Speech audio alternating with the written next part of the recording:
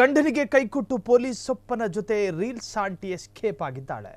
ಎರಡನೇ ಗಂಡನಿಗೂ ಕೈಕೊಟ್ಟು ಪರಾರಿಯಾದ ತುಂಟ ಆಂಟಿ ತಾಳಿ ಕಟ್ಟಿದ ಗಂಡನ ಜೊತೆ 15 ವರ್ಷ ಸಂಸಾರ. ಮಾನನೂ ಇಲ್ಲ, ಮರ್ಯಾದೆನೂ ಇಲ್ಲ. ಗಂಡನಿಗೆ ಕೈಕೊಟ್ಟು ಪೊಲೀಸ್ ಅಪ್ಪನ ಜೊತೆ ರೀಲ್ಸ್ ಆಂಟಿ ಓಡೋದ್ರು. ಅಲ್ಲಾದ್ರೂ ನೆಟ್ಟಿಗಿರ್ತಾರೆ ಅನ್ಕೊಂಡವರಿಗೆ ಅಲ್ಲೂ ಶಾಕೆ. ಅವನ್ನ ಬಿಟ್ಟು ಮತ್ತಲ್ಲಿಂದ ಎಸ್ಕೇಪ್. ತಾಳಿ ಕಟ್ಟಿದ ಗಂಡನ ಜೊತೆ 15 ವರ್ಷ ಸಂಸಾರ ಮಾಡಿದ್ರು.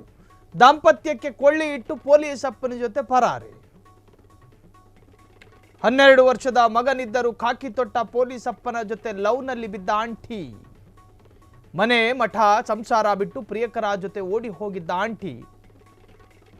ಈ ಸಂಬಂಧ ಮಹಿಳೆಯ ಪತಿ ಪೊಲೀಸರಿಗೆ ದೂರು ನೀಡಿದ್ದಾರೆ. ಕಾನ್ಸ್ಟೇಬಲ್ ರಾಘವೇಂದ್ರನ ಜೊತೆ ಲವ್ನಲ್ಲಿ ಬಿದ್ದ ಮಹಿಳೆ ಮೋನಿಕಾ ಸೋಷಿಯಲ್ ಮೀಡಿಯಾದಲ್ಲಿ ರೀಲ್ಸ್ ಮಾಡಿಕೊಂಡು ಶೋಕಿಗೆ ಬಿದ್ದಿದ್ದ ಮಹಿಳೆ. ಗಂಡನಿಲ್ಲದಿದ್ದಾಗ ಈತನ ಜೊತೆ ರೀಲ್ಸ್ ಮಾಡಿ ಇನ್ಸ್ಟಾದಲ್ಲಿ ಹರಿಬಿಟ್ಟಿದ್ದಾಳೆ.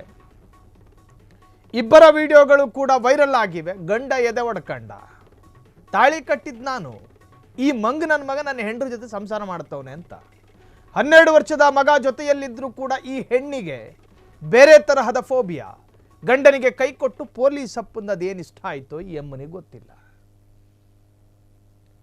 ಗಂಡ ತಾಳಿ ಕಟ್ಟಿದ ಗಂಡ 12 ವರ್ಷ ಸಂಸಾರ ಮಾಡಿದ್ಲಂತೆ.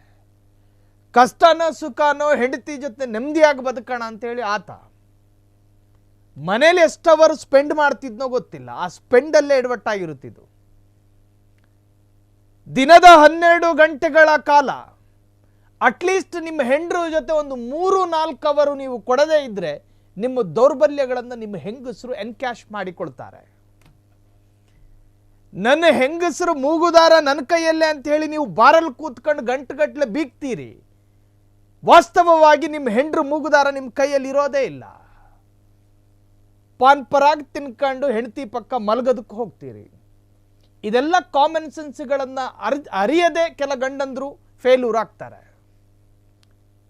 ಅದು ಕೂಡ ಕಾರಣ ಆಗುತ್ತೆ. ಹೇಳೋದಕ್ಕೆ ಇದು ಸಿಂಪಲ್, ಏನೋ ಕುಯ್ತವನೆ ಅಲ್ಲ. ನೀವು ನಿಮ್ಮ ಹೆಂಡತಿ ಎಕ್ಸ್ಪೆಕ್ಟ್ ಮಾಡುವ ಅನೇಕ ವಿಚಾರಗಳನ್ನ ನೀವು ರೀಚ್ ಮಾಡೋದ್ರಲ್ಲಿ ಎಡವಟ್ಟಾಗಿರ್ತೀರಿ. ಸಾರಾಯಿ ಕುಡಿತೀರಿ, ಅದೇ ಬಾಯಲ್ಲಿ ಹೆಂಡ್ರು ಪಕ್ಕದಲ್ಲಿ ಕೂತ್ಕತ್ತೀರಿ. ಜರ್ದಾ ಬೀಡ ಹಾಕೊಂಡು ಸೀದಾ ಹೋಗಿರ್ತೀರಿ ಬೆಡ್ರೂಮಿಗೆ. ಆಕೆ ಈ ವಿಚಾರದಲ್ಲಿ ಹೇಳ್ತಾ ಇಲ್ಲ. ನಾನು 12 ವರ್ಷ ನಾನು ಸಂಸಾರ ಮಾಡಿದೆ. ನನ್ನ ನೆಮ್ಮದಿ ಮತ್ತು ಸ್ವಾತಂತ್ರ್ಯಕ್ಕೆ ಗಂಡ ಅಡ್ಡಿಪಡಿಸ್ತಿದ್ದ. ಅದನ್ನು ಅಧ್ಯಯನ ಮಾಡಬೇಕಲ್ಲ. ಈಕೆ ಮಾಡಿದ ಸರಿ ಅಂತ ಹೇಳ್ತಿಲ್ಲ. ಆದರೆ 12 ವರ್ಷ ಸಂಸಾರ ಮಾಡಿದ್ದ ಗಂಡನ ಬಿಟ್ಟು ಕಾನ್ಸ್ಟೇಬಲ್ ಜೊತೆ ಪರಾರಿ.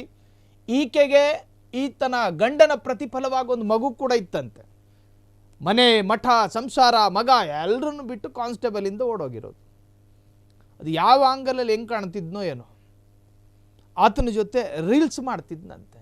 ಇದನ್ನೇ ಗಂಡನ ಜೊತೆ ಮಾಡ್ತಿದ್ರೆ ಏನಾಗ್ತಾ ಇತ್ತು? ನಿಮಗೇನು ರೀಲ್ಸ್ ಮಾಡಬೇಕಿತ್ತಾನೆ, ಗಂಡನ ಜೊತೆ ಮಾಡಿದ್ದಿದ್ರೆ ಏನಾಗ್ತಿತ್ತು?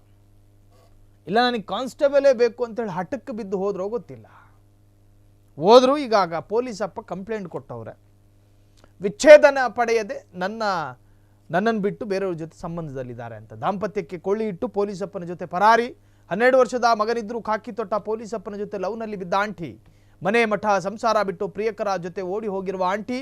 ಈ ಸಂಬಂಧ ಮಹಿಳೆಯ ಪತಿ ಪೊಲೀಸರಿಗೆ ದೂರು ನೀಡಿದ್ದಾರೆ. ಕಾನ್ಸ್ಟೇಬಲ್ ರಾಘವೇಂದ್ರನ ಜೊತೆ ಲವ್ನಲ್ಲಿ ಬಿದ್ದ ಮಹಿಳೆ ಮೋನಿಕಾ ಸೋಷಿಯಲ್ ಮೀಡಿಯಾದಲ್ಲಿ ರೀಲ್ಸ್ ಮಾಡಿಕೊಂಡು ಶೋಕಿಗೆ ಬಿದ್ದಿದ್ದ ಮಹಿಳೆ. ಗಂಡನಿಲ್ಲದಿದ್ದಾಗ ಈತನ ಜೊತೆ ರೀಲ್ಸ್ ಮಾಡಿ ಇನ್ಸ್ಟಾದಲ್ಲಿ ಹರಿಬಿಟ್ಟಿದ್ದಾಳೆ. ಇಬ್ಬರ ವಿಡಿಯೋಗಳು ಕೂಡ ವೈರಲ್ ಆಗಿವೆ. 12 ವರ್ಷದ ಮಗ ಜೊತೆಯಲ್ಲಿದ್ದರೂ ಕೂಡ ಪೊಲೀಸ್ ಅಪ್ಪನ ಜೊತೆ ಮಹಿಳೆ ಕೂಡ ಓಡಿ ಹೋಗಿದ್ದಾಳೆ. ಪ್ರತಿಯೊಂದಕ್ಕೂ ಕೂಡ ನಾವು ಹೆಣ್ಣು ಮಕ್ಕಳನ್ನು ಬ್ಲೇಮ್ ಮಾಡೋದಕ್ಕಾಗೋದಿಲ್ಲ. ನಿಮ್ಮ ವರ್ತನೆಯಲ್ಲಿ ಬದಲಾವಣೆ ತೆಗೆದುಕೊಳ್ಬೇಕು. ನಿಮ್ಮ ಸ್ವಭಾವದಲ್ಲೂ ಕೂಡ ವಿಪರೀತ ಬದಲಾವಣೆ ತೆಗೆದುಕೊಳ್ಬೇಕು. ಇನ್ನು ನಾನು ಮದುವೆಯಾಗಿ ನನ್ನ ಹೆಂಡ್ರನ್ನ ಮನೆ ಕರ್ಕೊಬಂದಿರೋದು ನನ್ನ ಚಾಕ್ರಿ ಮಾಡೋದಕ್ಕೆ ಅನ್ನೋ ಭಾವನೆ ಬಿಡಬೇಕು. ಆಕೆ ಕೇವಲ ಕಿಚನ್ ರೂಮಿಗೆ ಮಾತ್ರ ಸೀಮಿತ ಅನ್ನೋ ಆ ಮನಸ್ಥಿತಿಯನ್ನು ಬಿಡಬೇಕು. ಹೆಣ್ಣು ಮಕ್ಕಳು ನೀವು ಕರ್ಕೊಂಡು ಬಂದಿರೋ ಕೋಣ ಅಲ್ಲ, ದಿನಂಪ್ರತಿ ನಿಮಗೆ ಕೆಲಸ ಮಾಡಿಕೊಡೋದಕ್ಕೆ. ಆಕೆಗೆ ಆಕೆದೇ ಆದಂತಹ ಸ್ವಾತಂತ್ರ್ಯಗಳಿದ್ದಾವೆ. ಇವೆಲ್ಲವೂ ಕೂಡ ಆಕೆಗೆ ಇರಿಟೇಟ್ ಆಗಿರ್ಬೋದು. ಈ ಪ್ರಕರಣದಲ್ಲಿ ಹೇಳುತ್ತಿಲ್ಲ. ಬದಲಾಗಿ ಹೆಣ್ಣು ಮಕ್ಕಳಿಗೂ ಕೂಡ ಸ್ವಲ್ಪ ಸಹನೆ, ಸ್ವಲ್ಪ ಕರುಣೆ ಎಲ್ಲವೂ ಕೂಡ ಇರಬೇಕಾಗಿ ಬರುತ್ತೆ. ಸಂಸಾರ, ಆ ಸಂಸಾರದಲ್ಲಿ ಅನ್ಯೋನ್ಯತೆಯೂ ಕೂಡ ಬಹಳ ಮುಖ್ಯವಾದದ್ದು.